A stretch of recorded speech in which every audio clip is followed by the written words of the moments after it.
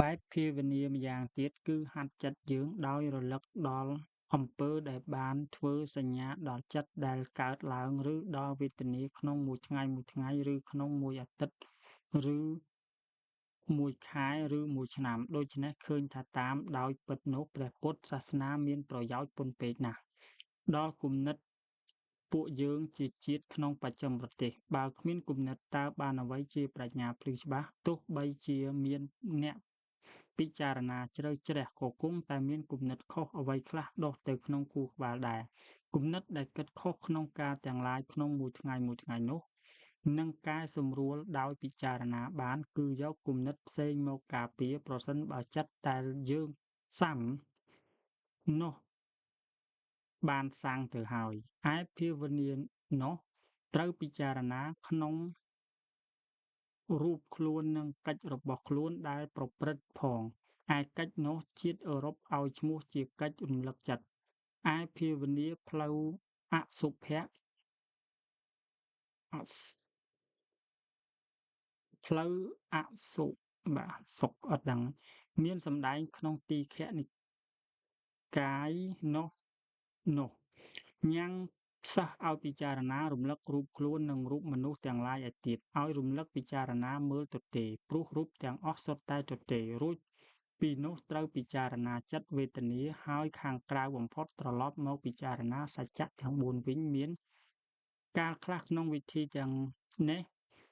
មានសេចក្តីប្រហែលនឹងធម៌ចាស់របស់ពួកសេណង់គឺត្រង់នេះហើយដែលនាំឲ្យជាតិអឺរ៉ុបនិយាយជាគោលចារឹកយ៉ាងធំរបស់ពុទ្ធសាសនានោះគឺសេចក្តីព្រងើយកន្តើយ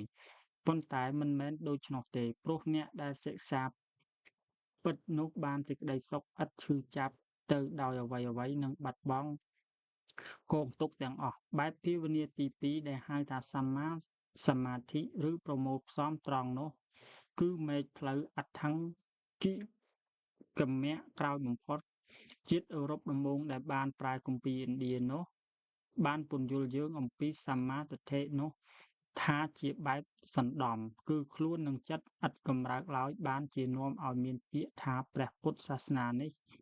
ជាបែបឥតកិរិយា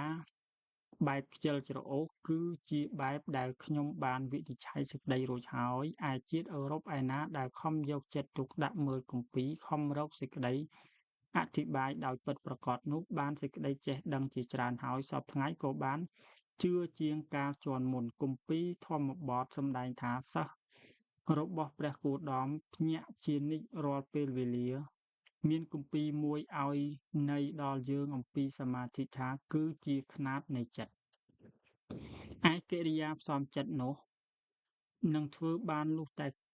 កិច្ចឯទៀតបានធ្វើរួចជាស្រេចហើយក្នុងកិច្ចទាំងនោះគឺមានព្យាយាមដ៏ប្រពៃដែលជាមេឃទី6នៃអដ្ឋិង្គមៈ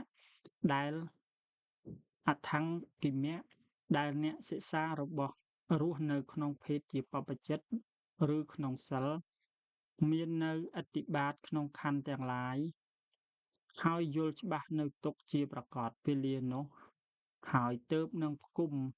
នៅចិត្តបានមិនមែនតែពុទ្ធសាសនាទេដែលមានប្រដៅអំពីនៅភាវនាគឺមានសាសនាឯទៀតជាច្រើនដែលប្រើផ្លូវនោះដូចជាពួកតាបសអ្នកបួសឯទៀតអ្នកដែលនៅតែម្នាក់ឯងទាំងឡាយនោះគេបានហាត់ភាវនានោះឆ្ងាយទូលាយណាស់ដែរប៉ុន្តែខ្ញុំមិនជឿថាបែបភាវនាទាំងឡាយដែលមានក្នុងសាសនាឯទៀតនោះល្អិតជ្រៅទូលាយដូចជាពុទ្ធសាសនាឡើយដោយភាវនាក្នុងពុទ្ធសាសនាធ្វើឲ្យសិស្សដែលហាត់រៀនបាននៅចិត្តភ្លឺច្បាស់ឃើញសេចក្តីពិតទាំងអស់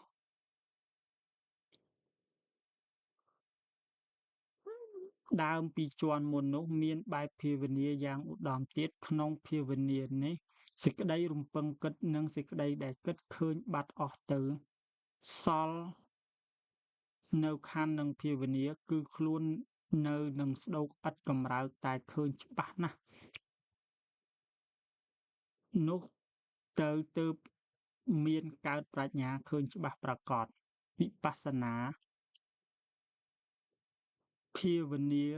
ពីភាវនា កុលបុត្រនោះបានទៅជាមនុស្សល្អមនុស្សយល់ត្រូវសុភាពនឹមនួនរួចខ្លួនស្រឡះពីការមិនច្បាស់ក្នុងផ្លូវបរមត្ថបើគិតថាខ្ញុំ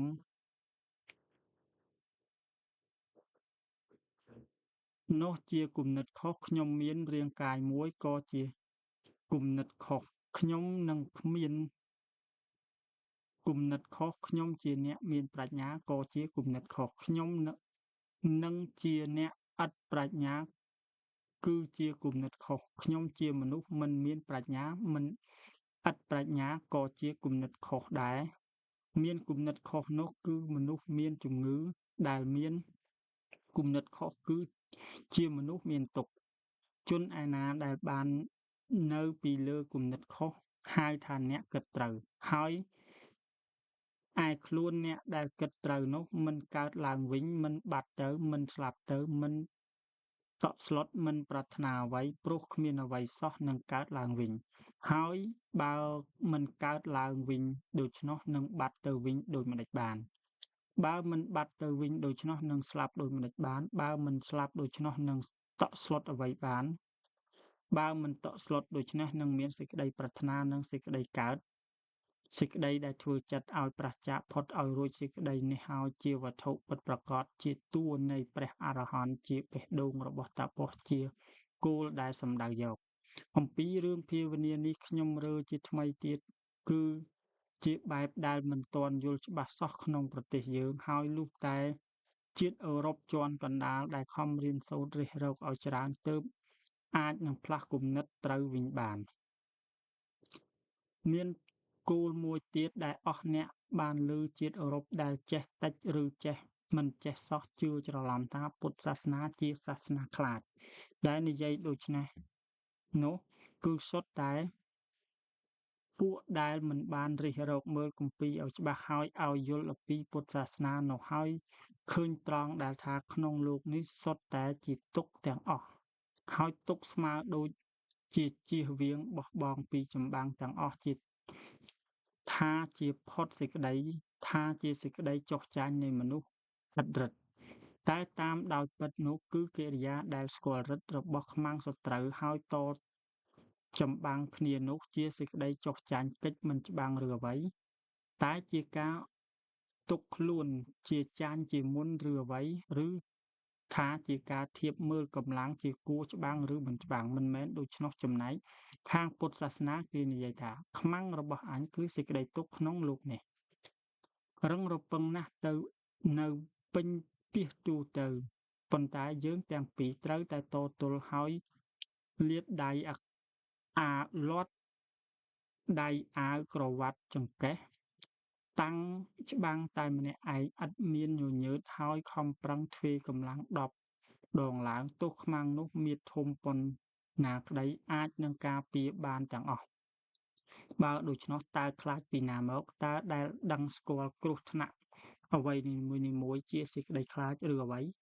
ចុះគេហៅថាខ្លាចដែលឬអ្វីគ្រូពេទ្យម្នាក់ដែលមកមើលមនុស្សជំងឺហើយប្រាប់ទៅឪពុកម្ដាយអ្នកនោះថាកូនអ្នកឯងឈឺធ្ងន់ណាស់ប៉ុន្តែតាមវិជ្ជាពេទ្យថានឹងមើលបានបើដូច្នោះយើងនឹងមើលល្បងមើលហើយពេទ្យនោះក៏ខំញាំងចិត្តឲ្យក្លាហានចិត្តផ្ចង់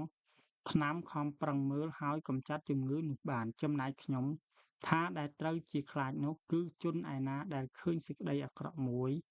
ឬគ្រោះកាចមួយមកដល់នោះតាំងខ្លួនជាអ្នកចាញ់ជាមុនឥតប្រយោជន៍និងតចម្បាំងថាសេចក្តីខំប្រឹងទៅជាឥតប្រយោជន៍ដូច្នោះវិញទេដែលមិនមែនត្រូវថា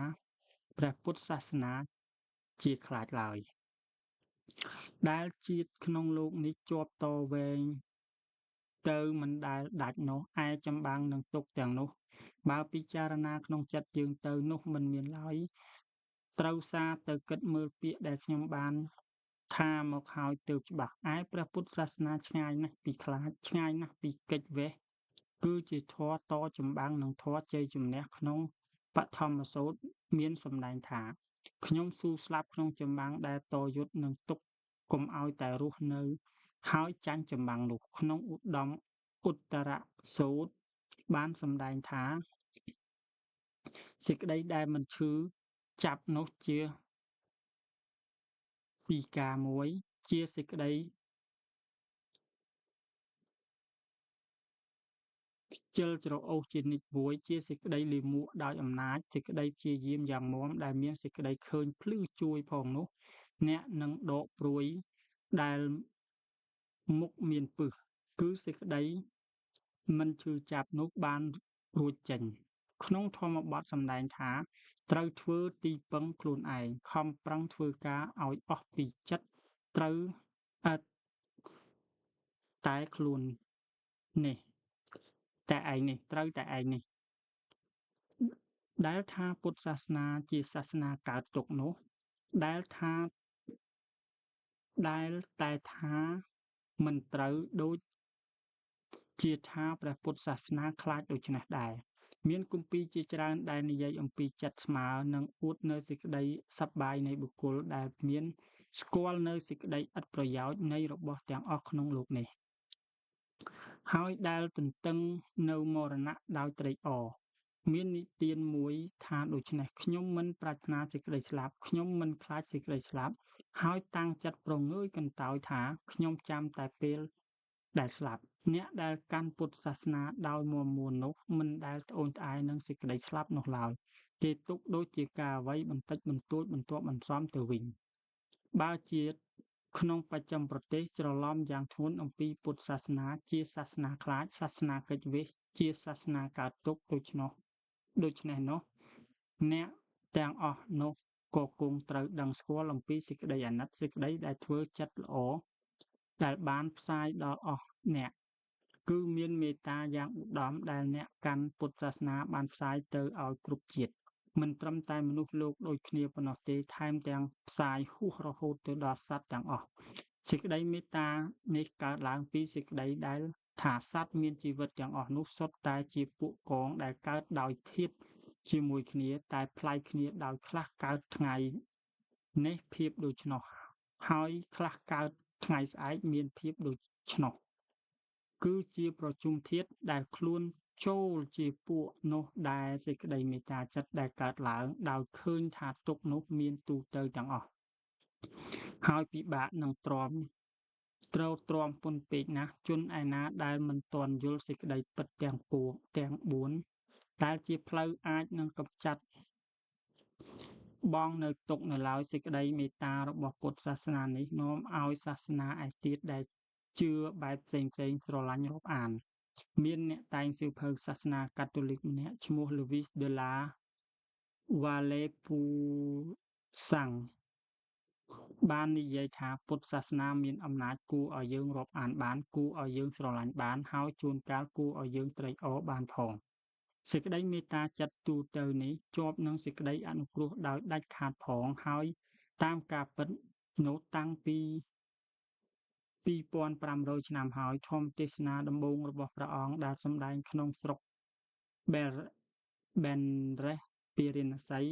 ក្នុងព្រៃឆ្លុះនោះនៅច្បាស់មកជានិច្ចឥតមានរង្គាលអ្វីនៅតែប្រើធម៌មេត្តាអនុគ្រោះដល់អ្នកឯទៀតជានិច្ចពិតមែនតែមានកើតចលាចលជាខ្លាំងដោយគេលុកលុយពុទ្ធសាសនាដោយកើតចម្បាំងក្នុងត្រកូលនាំឲ្យ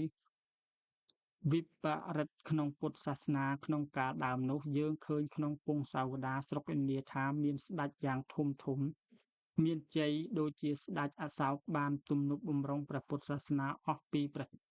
ហឫទ័យព្រះអង្គហើយផ្គត់ផ្គង់នៅអ្នកកាន់ពុទ្ធសាសនានិងអ្នកបួសជាសង្ឃអ្នកកាន់ពុទ្ធសាសនាមិនដែលយកអំណាចអ្វីទៅផ្សាយសាសនាឡើយគឺផ្សាយតែដោយសម្ដីបានចាត់អ្នកបួសជាច្រើនទៅតំបន់ឆ្ងាយ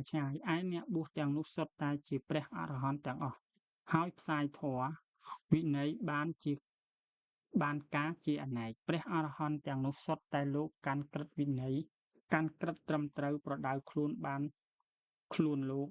ហើយលោកប្រដៅតទៅសិស្សលោកទៀតជាក្រោយដែលព្រះពុទ្ធបរិនិព្វានទៅកន្លងយូរមកពួកព្រាហ្មណ៍ដែលមានអំណាចក្នុងជាន់នោះនាំគ្នាឲ្យចលាចលលុកលុយពុទ្ធសាសនាហើយចង់បំបត្តិមិនឲ្យមានហើយក៏ បាត់បានដោយប្រាថ្នាដោយកន្លែងៗពួកព្រាហ្មណ៍លុកលុយធ្វើទុក្ខធ្វើបាបហើយបាចសាចឈាមរបស់ខ្មាំងគឺអ្នកកាន់ពុទ្ធសាសនានោះឯងតែដល់ជាន់ក្រោយពុទ្ធសាសនាត្រឡប់បានពីលើវិញដោយអំណាចផ្សាយសេចក្តីមេត្តាឬដោយអំណាចមានស្ដេចមួយអង្គជួយឧបត្ថម្ភប៉ុន្តែដែលបានឈ្នះនោះឥតមានសងសឹកអ្វីឡើយគេបានបន្ទោសអំពីកើតចម្បាំងជាក្រោយដែលព្រះអង្គបរិនិព្វានគឺស្ដេចស្រុកឥណ្ឌាច្បាំងគ្នាដណ្ដើមព្រះសារីរិកធាតុនោះប៉ុន្តែសេចក្តីឈ្លោះប្រកែកឬចម្បាំងរាំងជលនេះមិនដែលមានកើតចំពោះទៅនឹងសាសដទៃក្នុងរឿងផ្សាយសាសនាឲ្យគេជឿតាមឡើយគ្មានអ្នកឯណាមួយនិយាយអាងថាអ្នកកាន់ពុទ្ធសាសនាបានស្រោចឈាមចោលឡើយមានកើតចម្បាំងដែរប៉ុន្តែច្បាំងពីការផ្សេងៗឯទៀតឥតមានចម្បាំងក្នុងការផ្សាយសាសនាឡើយត្រង់នេះហើយជាការប្លែកខុសដាច់ពីគេ